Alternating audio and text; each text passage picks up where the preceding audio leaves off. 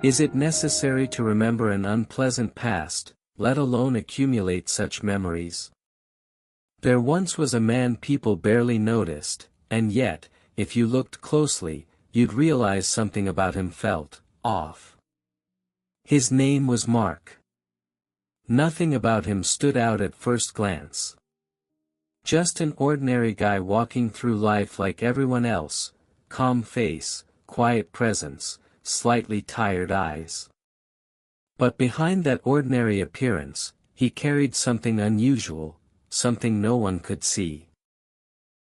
Mark collected unfinished thoughts.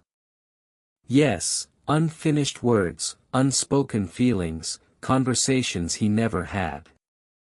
Every time he held something back, it didn't just disappear. In his mind, it turned into a small glass marble, fragile, transparent, and he would quietly put it in his pocket. At first, it felt harmless. "I'll say it tomorrow," he told himself when he didn't call his mother. "I'll explain later," he thought when he didn't apologize to a friend. "Not now. It's not the right moment," he whispered when his heart wanted to say, "I love you." And each time, click. A new marble appeared in his pocket. Some of them glowed warmly, filled with things he wished he had said. Others were darker, swirling with regret and hesitation. Sometimes, late at night, he would take them out, look at them, and even smile. "I'll deal with it someday," he would say. But time passed. And the marbles kept coming. His pocket filled up. Then he got a small box. Then a bigger one. Eventually, an entire closet. Yes, a closet filled with everything he didn't say, didn't do, didn't live. And here's the strange part. The more marbles he collected, the heavier he felt. At first, it was just a sigh here and there. Then he started forgetting small things, losing focus, avoiding people. He couldn't explain it, but something inside him felt weighed down. One morning, he woke up with a strange pressure in his chest, not pain, just heaviness. He looked in the mirror. "I'm fine," he said. "Just tired." But at that very moment, one of the marbles in the closet cracked. The sound was almost silent, but it made him freeze. He slowly opened the closet door. And what he saw made his heart race. The marbles were changing. Some were pulsing. Some had darkened. And some were cracking. "What is this?" he whispered. He picked one up. Inside it, he saw a moment, himself standing outside his mother's door, hesitating, then walking away. Crack. A thin fracture spread across the surface. He dropped it back quickly.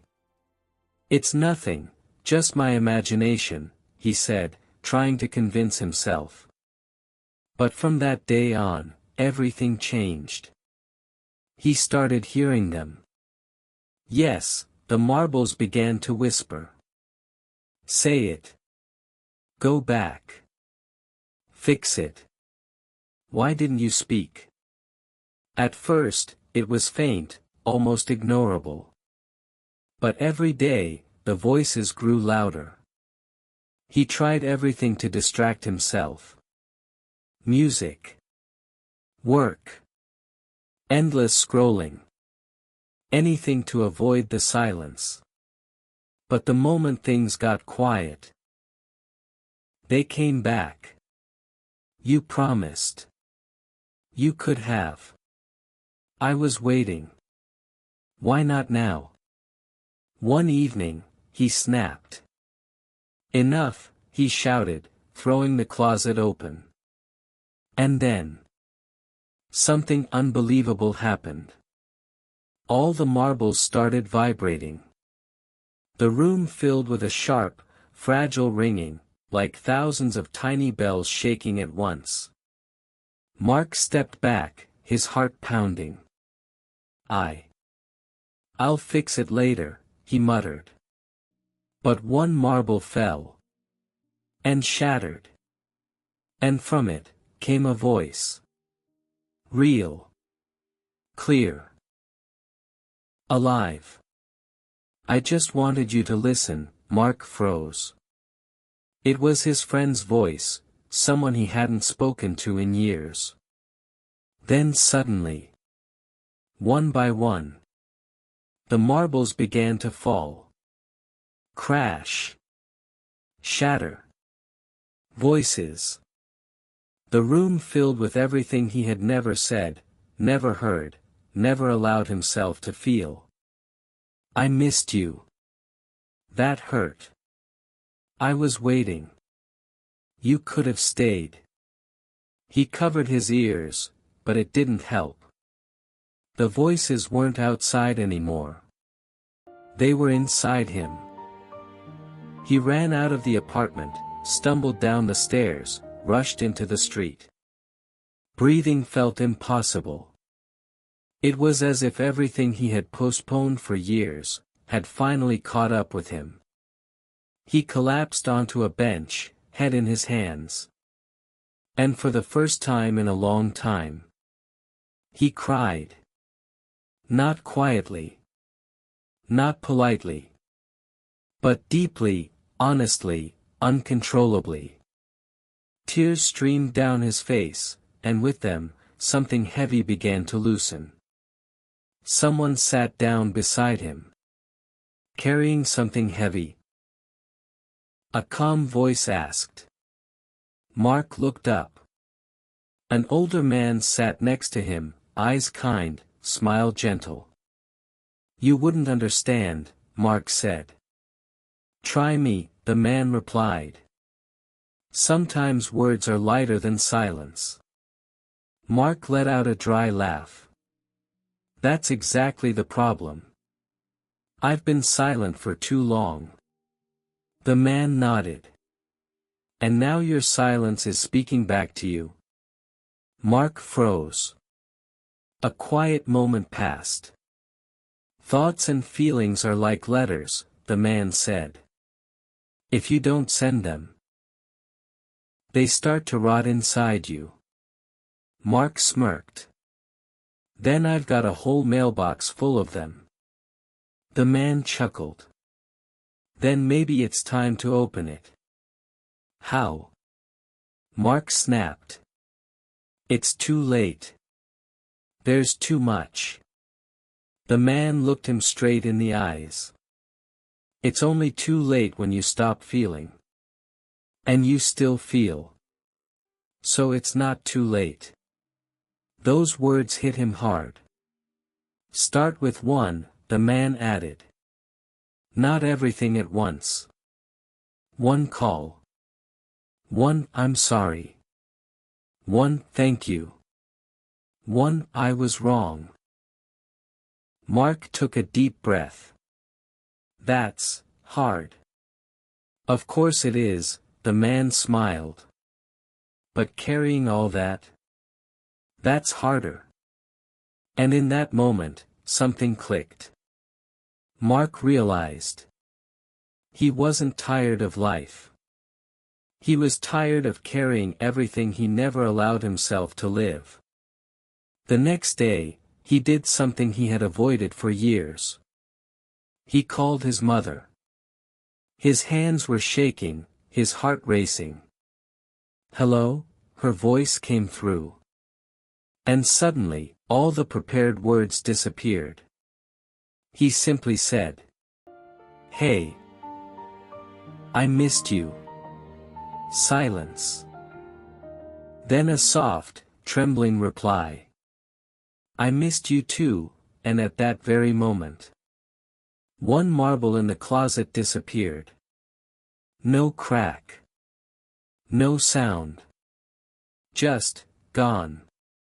Mark smiled. It felt lighter. Real. He kept going. He texted. Called. Apologized. Thanked people. Spoke honestly. Sometimes people responded warmly. Sometimes, coldly. Sometimes, not at all. And yes, it hurt. But with every step, he felt lighter. The closet slowly emptied. The voices faded. And inside him, there was finally silence. Not the empty kind. But peaceful. Alive. One day, he met the old man again. "How's the mailbox?" the man asked with a grin. Mark laughed. "I'm working through it. But it feels endless." The man shook his head. "It's not endless. You just stopped ignoring it." Mark paused. "You know. I realized something." "What's that?" "We don't get tired of life, we get tired of not living it when we should." The man nodded. "Exactly." Mark looked up at the sky, open, light, free. "I used to think I was in control, that I was just postponing things, but really, I was just afraid. And now." Mark smiled. "I'm still afraid. But at least, I don't stay silent anymore." The man laughed. "That's a perfect start. And here's the interesting part. The marbles never stopped appearing completely. Sometimes new ones showed up.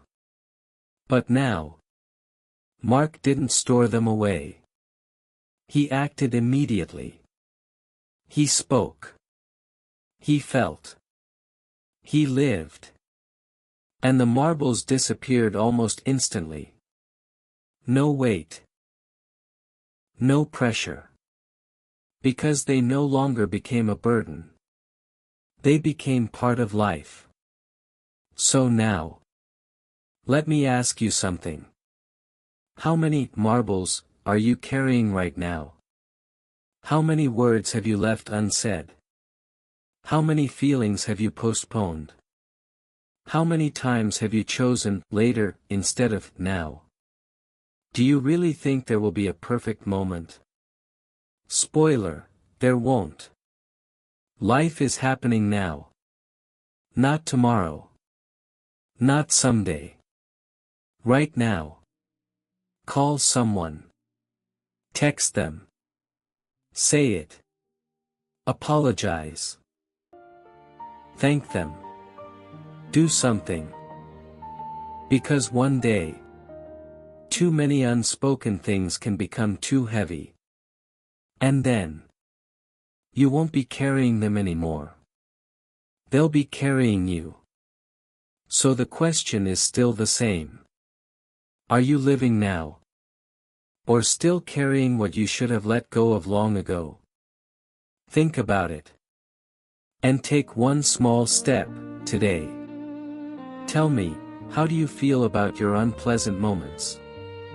Do you remember them or do you push them out of your mind?